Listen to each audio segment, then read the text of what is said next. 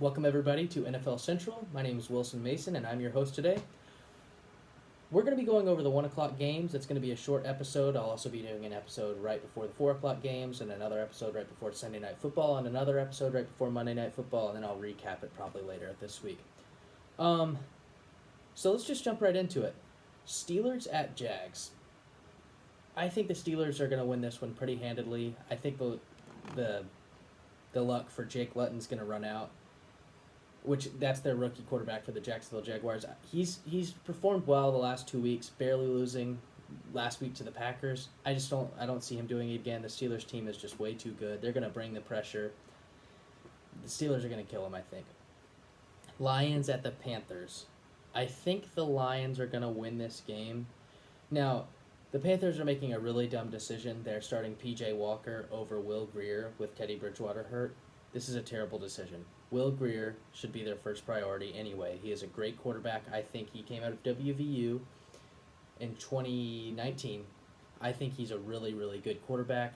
I would have started him. I think this is a terrible, terrible decision by the Panthers, and I wouldn't be surprised if he actually got into the game before this game was over. Next game is the Patriots at the Texans. I honestly don't know what to think for this game. If the Patriots are on, Patriots should win, but the Patriots have no talent. Cam Newton is washed up. I don't know. I don't think I'm going to call this game. If I had to say something, I would never bet against Bill Belichick. Let's put it that way. Next game is the Titans at the Ravens. This is big because it's a rematch of the divisional playoffs last year. Everybody thought the Ravens were going to win. They didn't. And this is a rematch of kind of that upset. It's going to be a big game. I think the Ravens are actually going to win it this time. I'm still not really sure because I'm not really confident in what the Titans are doing, but I'll give the edge to the Ravens, I think. Eagles at the Browns.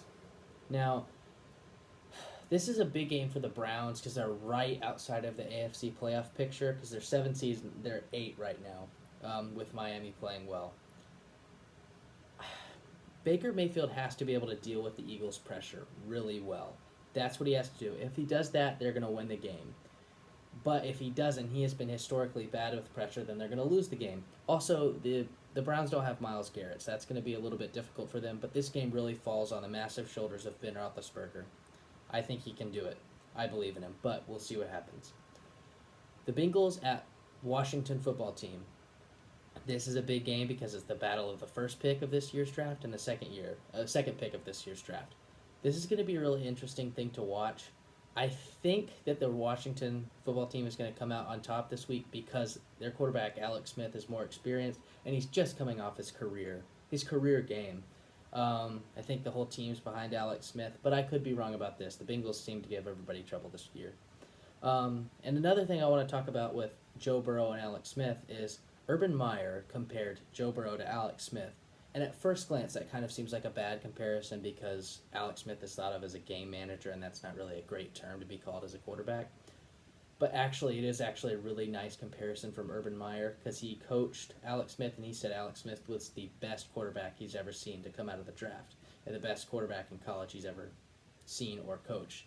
And so that is a really good comparison, actually.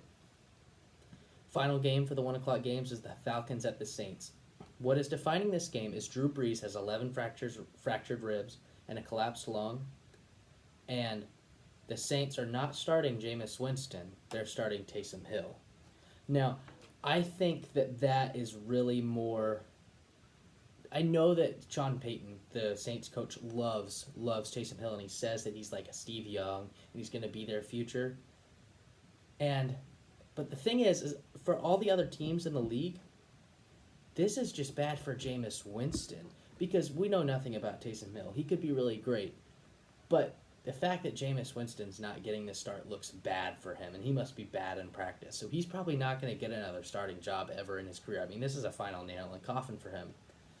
But on the Taysom Hill subject, this is going to be really interesting. He's a gadget player. We've seen him do a lot of stuff except throw. He's 10 for 18. He's 30 years old. We have not seen him throw yet. That's really interesting, and this should be intriguing because he's good at everything else, catching, running. We just have to see if he's able to throw, and he's going to get a shot this week. So And it's also going to be interesting because Sean Payton has been doing this offense around Drew Brees, a pocket passer who can barely throw the ball past 10 yards. Now he's got a guy who can run and probably has a bigger arm, who's just not as accurate. This could be like a Ravens-style offense. We're going to see. It's going to be really interesting. I'm excited. I think the Saints are going to win this game. I don't think they should, but I think they will because the Falcons have no tape on Taysom Hill, and I think Taysom Hill will most likely, I think he'll play well. Now, if Taysom Hill doesn't and just can't throw, then the Falcons should win this pretty handedly. They're not bad. We'll just see what happens. And that's it for the 1 o'clock games. I will see you back at 4.